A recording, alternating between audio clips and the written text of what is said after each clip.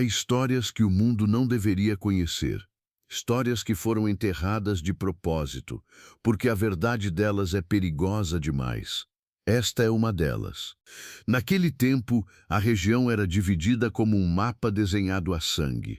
De um lado, os Valença, antigos, poderosos, donos de terras que se estendiam além do que os olhos conseguiam alcançar. Uma família que havia construído seu nome sobre gerações de decisões duras, alianças calculadas e um orgulho que não se dobrava para ninguém. Do outro lado, os Monserrata, igualmente antigos, igualmente poderosos e igualmente convictos de que o sangue que corria em suas veias valia mais do que qualquer acordo, qualquer lei, qualquer paz. Ninguém sabia ao certo quando a guerra havia começado. Os mais velhos contavam versões diferentes. Uma traição, uma dívida não paga, uma mulher amada pelos dois lados, um pedaço de terra que nenhuma das famílias estava disposta a ceder. Talvez tudo isso, talvez nada disso. O que importava era que o ódio havia sido passado de pai para filho como se fosse herança, como se fosse sangue, como se fosse o único legado que realmente importava. As crianças dos Valença aprendiam a andar, e logo depois aprendiam a odiar os Monserrata. As crianças dos Monserrata aprendiam a falar, e as primeiras palavras que lhes ensinavam incluíam o nome do inimigo. Era assim que o mundo funcionava. Era assim que sempre havia funcionado. E nesse mundo, Helena nasceu. Ela era a filha mais velha de Rodrigo Valença, o homem mais temido da região. Rodrigo não era cruel por prazer, era cruel por convicção. Acreditava, com cada fibra de seu ser, que o mundo era uma batalha constante, que fraqueza era um convite à destruição, que sentimentos eram luxos que os fracos se permitiam e que os Valença não eram fracos. Helena cresceu dentro dessas paredes, dentro dessas regras, dentro desse silêncio que não era paz, mas era a ausência de escolha. Ela era inteligente, todos viam isso, era corajosa, alguns temiam isso. Era curiosa sobre o mundo além das muralhas da propriedade, e esse era o traço que seu pai mais vigiava. O mundo lá fora não é para você, ele dizia sempre que ela se aproximava demais das janelas que davam para a floresta. Mas por quê? Ela perguntava quando era criança. Com o tempo, aprendeu a não perguntar mais. Aprendeu a guardar as perguntas dentro de si, onde ninguém pudesse vê-las, onde ninguém pudesse respondê-las com silêncio. Ela tinha 22 anos quando aquela noite aconteceu. 22 anos de regras cumpridas, de palavras engolidas, de uma vida inteira vivida dentro dos limites que outros haviam desenhado para ela. E então, o limite quebrou. Era tarde, muito tarde. A propriedade dormia. Os guardas faziam suas rondas com a regularidade de quem cumpre obrigação sem pensar. Helena estava acordada, como sempre ficava quando o silêncio da noite ficava pesado demais para suportar.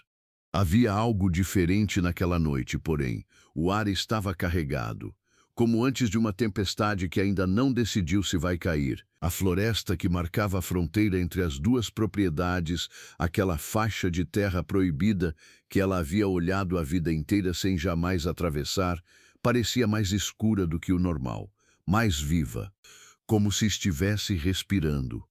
Ela saiu pela porta dos fundos, não por impulsividade, não por rebeldia, por algo que não tinha nome, mas que puxava seus passos como maré. Os jardins estavam úmidos de orvalho. A grama molhava as bordas do vestido a cada passada. Ela mal notava, estava ouvindo.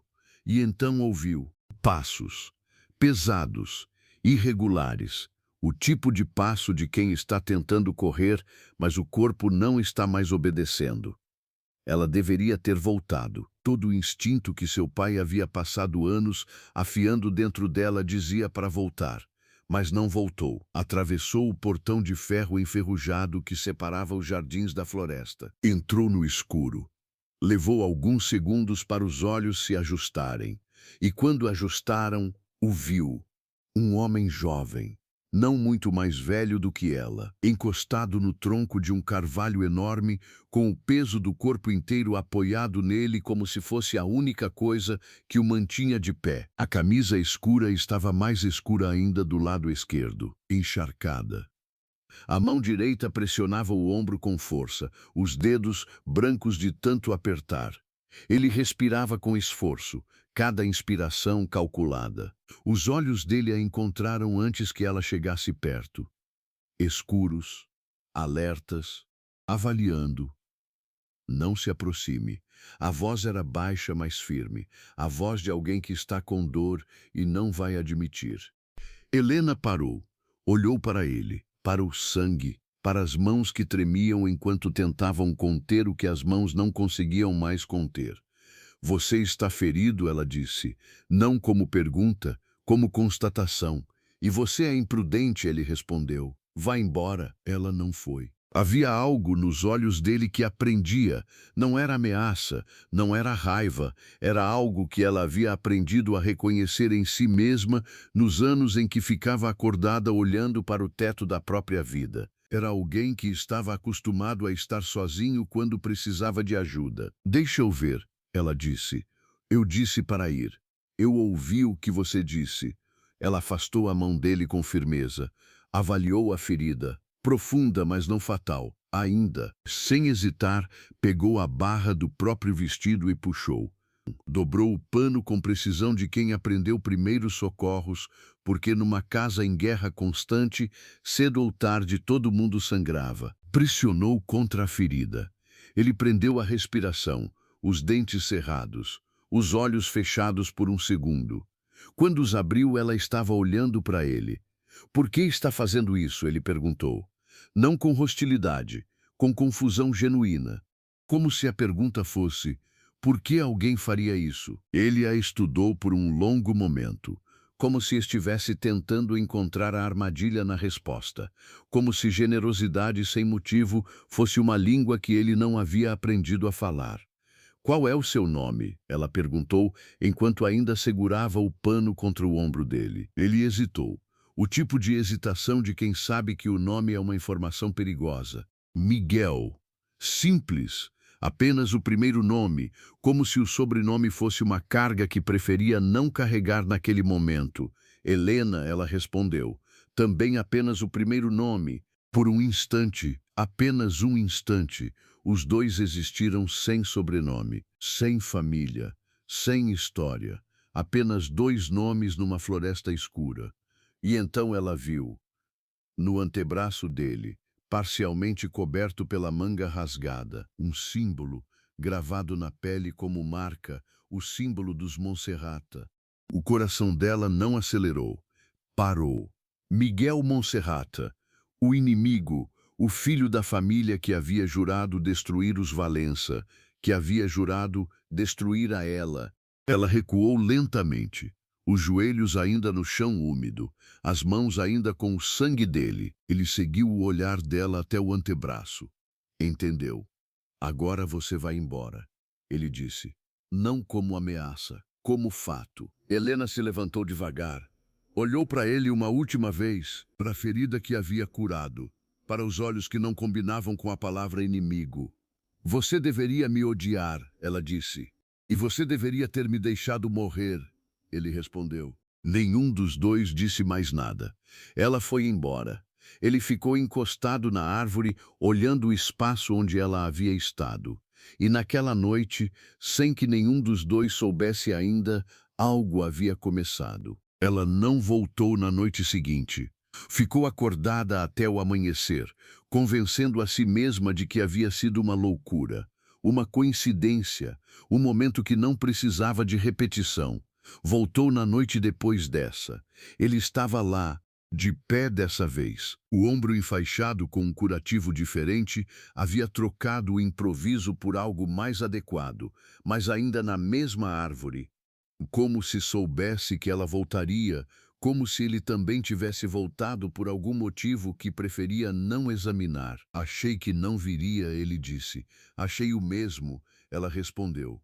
E ficaram ali separados por 2 metros de terra proibida, em silêncio que precisava de palavras. até que as palavras vieram.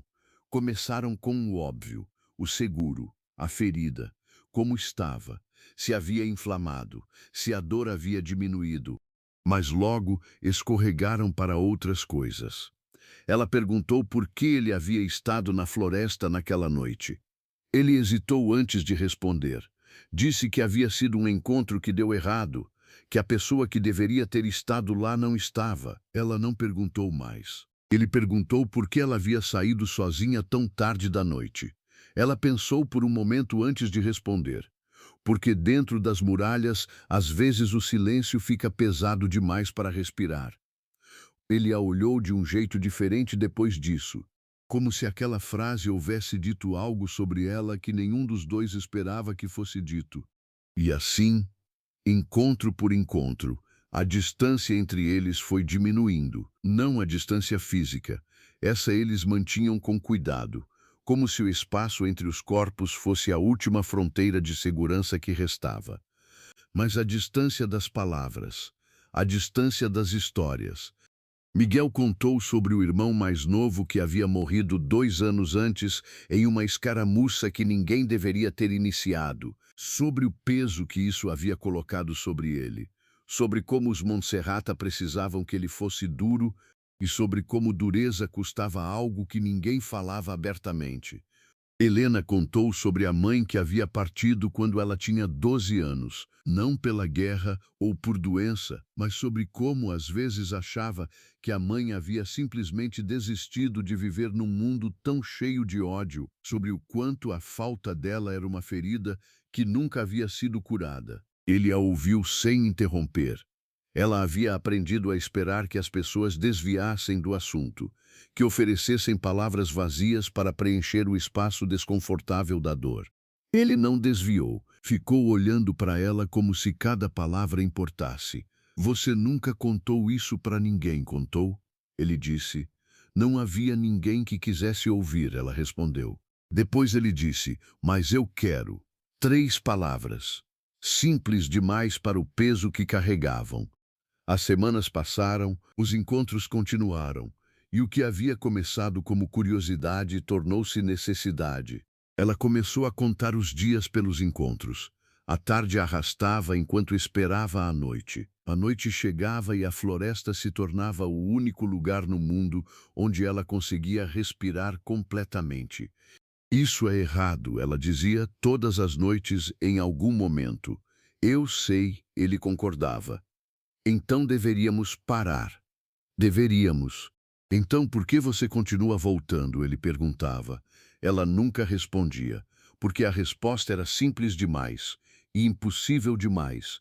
Ela estava se apaixonando pelo homem que carregava o sobrenome do inimigo, pelo homem que ria de um jeito que ela nunca havia visto ninguém rir, como se o riso fosse uma coisa rara que ele protegia, que ele só permitia aparecer quando tinha certeza de que era seguro, pelo homem que havia passado a vida inteira sendo ensinado a ser duro e que na floresta deixava a dureza cair aos pedaços.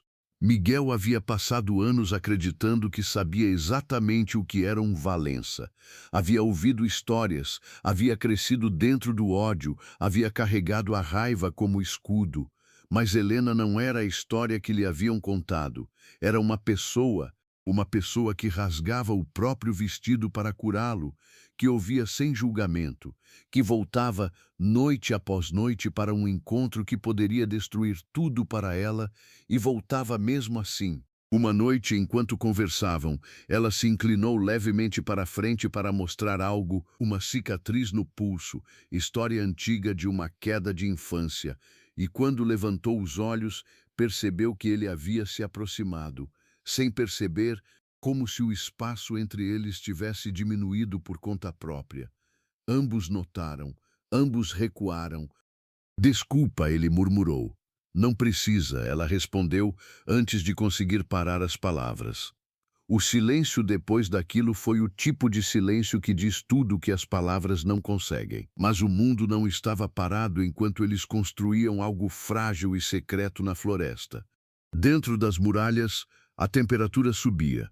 Rodrigo Valença havia recebido informação de um espião que havia infiltrado as terras dos Monserrate. Movimentos de tropas, armas sendo armazenadas, uma estratégia que levava tempo sendo montada. Os Monserrate estavam se preparando para algo definitivo. Os conselheiros foram chamados à sala de reuniões. As portas se fecharam, as vozes ficaram baixas.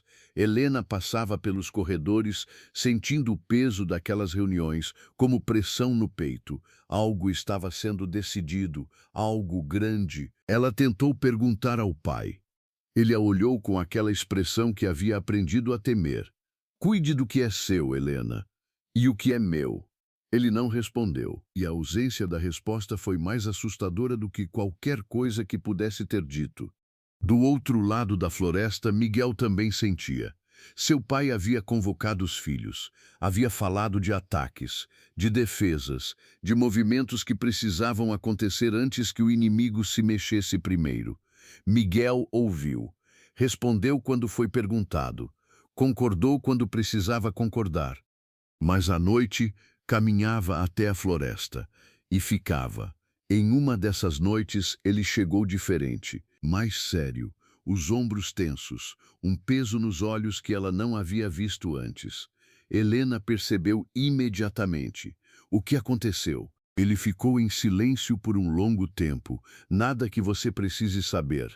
Ela o olhou com aquela forma que ele havia aprendido que significava que ela não aceitaria a resposta, e disse, Miguel, ele fechou os olhos. As coisas estão esquentando entre as famílias. Meu pai está tomando decisões que... Parou. Que eu não gosto, ele terminou. E os meus também, ela respondeu baixinho. Se olharam com a compreensão silenciosa que estão no mesmo barco, que navega em direção ao mesmo penhasco e que nenhum dos dois tem o leme. Ah, Helena, ele disse naquela noite, quando ela já estava se preparando para ir. Ela se virou. Ele estava parado ali, com a floresta escura atrás dele, e havia algo na expressão dele que fazia o coração dela bater de um jeito que ela ainda não havia aprendido a nomear. Se eu pudesse escolher onde nascer, que sobrenome carregar, não terminou a frase. Eu também, ela disse. Foi embora antes que qualquer um dos dois dissesse algo que não pudesse ser desfeito. A crise chegou numa terça-feira. Rodrigo Valença reuniu a família no salão principal. Não os conselheiros, a família. Chegou o momento, disse o pai, de pé à cabeceira da mesa longa. Não há mais espaço para hesitação, não há mais espaço para negociação. Os Monserrate cruzaram uma linha que não tem volta. Ele percorreu a mesa com o olhar. Helena sentiu o chão desaparecer, não fisicamente, mas da maneira que acontece quando o mundo que você conhecia para de fazer sentido de repente. O que isso significa? Ela perguntou. A voz saiu mais firme do que ela esperava. Rodrigo a olhou. O coração dela não acelerou, parou por um segundo inteiro. O tio disse algo sobre estratégia, o primo disse algo sobre timing, o pai respondeu com números e datas. Helena não ouviu nada disso. A cabeça dela estava longe dali. Ela saiu da reunião com cuidado, devagar, como quem não tem pressa. Chegou ao próprio quarto, fechou a porta e ficou parada no centro do cômodo por um longo momento, com o mundo desmoronando silenciosamente ao redor.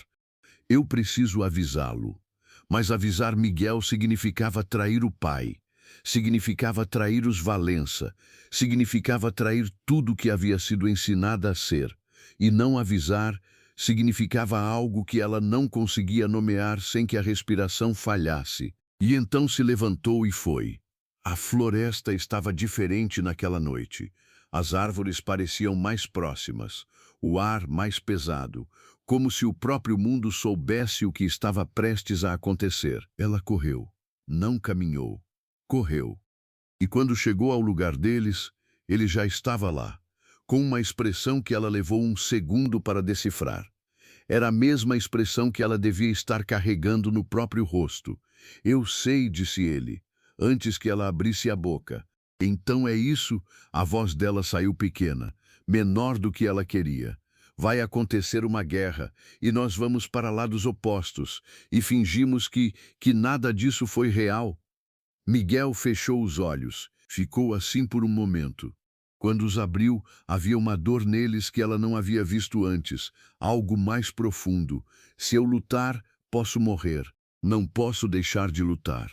Estarei abandonando tudo, minha família, meu nome, minha honra, tudo que sou, tudo que me ensinaram a ser. Lágrimas surgiram nos olhos dela. E o que eu sou? Ela perguntou baixinho. O que somos nós? Isso que está aqui, entre nós, isso não é nada? Ele a olhou por um longo tempo. Então escolha. O silêncio durou uma eternidade. Ele se aproximou, devagar, cruzando o espaço entre eles que haviam guardado com tanto cuidado por semanas. Parou a um passo dela, perto o suficiente para ela sentir o calor dele no ar frio da floresta. A voz caiu para quase nada. Eu já te escolhi. E pela primeira vez desde que se conheciam, ele tocou o rosto dela. Ela fechou os olhos. E por aquele momento, o mundo não existia. Só a floresta, só eles. Só aquela escolha impossível que ambos já haviam feito sem conseguir voltar atrás. O ataque veio antes do amanhecer. Não era um ataque, era uma execução. Rodrigo Valença havia planejado durante semanas, havia calculado cada ponto fraco, havia eliminado cada variável, exceto uma. Quando o fogo começou, Helena acordou com o cheiro, sentou na cama desorientada e levou apenas 2 segundos para entender o que estava acontecendo, o que o pai havia planejado. Correu até a janela. As terras dos Monserrata, visíveis no horizonte, estavam cobertas de fogo. Ela ficou parada ali, com o coração na garganta. Ela não pensou, não pesou, não calculou. Desceu as escadas correndo. Passou pelos guardas que gritaram seu nome. Pelo pátio onde os cavalos piafavam com o nervosismo da batalha próxima. Pela floresta, pelo mesmo caminho que havia percorrido dezenas de vezes, mas dessa vez correndo como se o mundo estivesse acabando. Ela emergiu do outro lado da floresta no campo aberto entre as propriedades. O caos ao redor era ensurdecedor. Gritos, metal, fogo, pó. Mas ela enxergou apenas uma coisa. Miguel! Ele se virou, e o mundo inteiro pareceu pausar. Naquele segundo, os dois existiram no centro de uma tempestade e ela estava quieta ao redor deles. Você não deveria estar aqui, ele gritou correndo em sua direção. Nem você. Ele chegou até ela. As mãos foram para os ombros dela.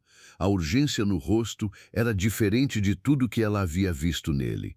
Helena, você precisa ir embora. Agora, seu pai não pode te ver aqui. Eu não me importo com o meu pai. Ela disse. As palavras saíram com uma certeza que havia levado uma vida inteira para construir. Vamos embora, Miguel. Agora, antes que seja tarde demais. Ele a olhou, com aquela dor familiar, com aquela guerra interna que ela havia aprendido a reconhecer nele.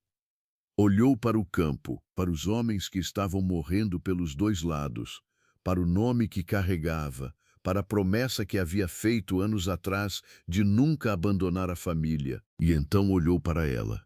Helena, eu sei, ela disse. Eu sei tudo o que isso custa, mas eu não consigo ficar aqui e assistir. Ele abriu a boca. E naquele instante exato de hesitação, o destino agiu. Ela não viu de onde o soldado veio. Ninguém viu. No caos daquele campo, um homem com uma lâmina era apenas mais um detalhe. A lâmina brilhou. Miguel se virou antes que ela pudesse gritar. O golpe que deveria ter sido para ela foi para ele. Silêncio. Por um segundo inteiro, silêncio absoluto. Como se o mundo tivesse esquecido como fazer barulho. Ela sentiu o peso dele, os joelhos dele cedendo, o corpo descendo. As mãos dela foram instintivamente para segurá-lo e desceram juntos, lentamente até o chão do campo que cheirava a terra e fumaça. Não, a palavra saiu sem voz, apenas o formato dela nos lábios. Não, não, não. As mãos dela pressionavam a ferida. Onde havia curativo improvisado semanas atrás, havia agora algo diferente.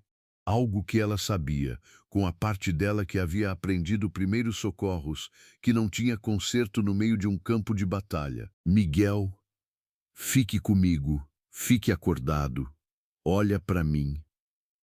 Os olhos dele a encontraram, ainda presentes, mas com aquela luz que ela havia aprendido a amar começando a mudar de qualidade. Os lábios dele se moveram. A voz era um fio, quase inexistentes. Talvez, em outra vida, não, a voz dela quebrou. Finalmente, não diga isso, não é outra vida, é esta, você escolheu esta, você me disse que já havia escolhido. Um traço de algo passou pelo rosto dele, que poderia ter sido um sorriso. Eu escolhi, ele disse, eu escolheria de novo. As lágrimas dela caíam sobre o rosto dele. Ela as sentiu cair e não fez nada para impedi-las. Então fique, ela sussurrou. Por favor, fique. Helena. Os olhos dele se fecharam. A mão caiu e o mundo parou. O tempo passou, como sempre passa. A guerra terminou. Não com vitória limpa, não com glória, com exaustão, com perdas demais de ambos os lados, para que qualquer um ainda soubesse ao certo por que havia começado. Os Monserratas se dispersaram pelos quatro cantos. Os Valença ficaram, mas não eram os mesmos. Rodrigo ficou mais velho de uma vez, como se a guerra que havia pedido houvesse cobrado um preço que ele não havia calculado. Ele olhava para a filha e havia algo nos olhos dele que nunca havia estado lá antes. Remorso. Helena não voltou a ser a mesma. Não de imediato. Havia um lugar dentro dela que havia sido aberto por aqueles encontros na floresta e que não sabia mais como fechar. Ela voltava à árvore, todo dia, ficava ali um tempo, em silêncio, como quem precisa de um lugar no mundo que pertença apenas à verdade. Mas o luto, por maior que seja, não é o fim de uma história. É apenas o peso que ela carrega enquanto continua. Anos se passaram e o pai de Helena resolveu que as coisas não poderiam continuar como estavam. E numa tarde de domingo, André apareceu na sala de visitas da propriedade, trazido pelo tio. Ela não queria estar ali. Sentou com educação, respondeu com educação, sorriu com educação. Ele percebeu. Você está aqui por obrigação, ele disse, com uma franqueza que ela não esperava. Ela o olhou, prestes a negar. E você não, ela respondeu. Ele riu. Um riso aberto, sem calcular, sem guardar. Diferente de qualquer riso que ela havia ouvido antes. Ela não se apaixonou naquele dia. Não foi assim. Foi devagar. Como a primavera que não pede licença, simplesmente chega. André foi paciente. Não exigia que ela fosse inteira o tempo todo. Não perguntava pelos lugares dentro dela que ainda estavam fechados. Simplesmente ficava. Ele não era impulsivo. Tinha pensado naquilo. Escolhido o momento. Quando falou, falou com a voz de quem não tem dúvida. Não sei o que você carrega. Sei que você carrega algo. E não preciso saber o que é para saber que quero estar ao seu lado. Helena ficou em silêncio por um longo momento. Olhou para os jardins, para a floresta no horizonte, para a lua que era a mesma de sempre. Sentiu aquele peso que lhe era familiar no peito, a lembrança de olhos escuros numa noite de muito tempo atrás, de uma voz dizendo, eu já escolhi. E sentiu pela primeira vez que lembrar não precisava ser o mesmo que ficar presa. Que honrar o que havia sido não significava recusar o que poderia ser.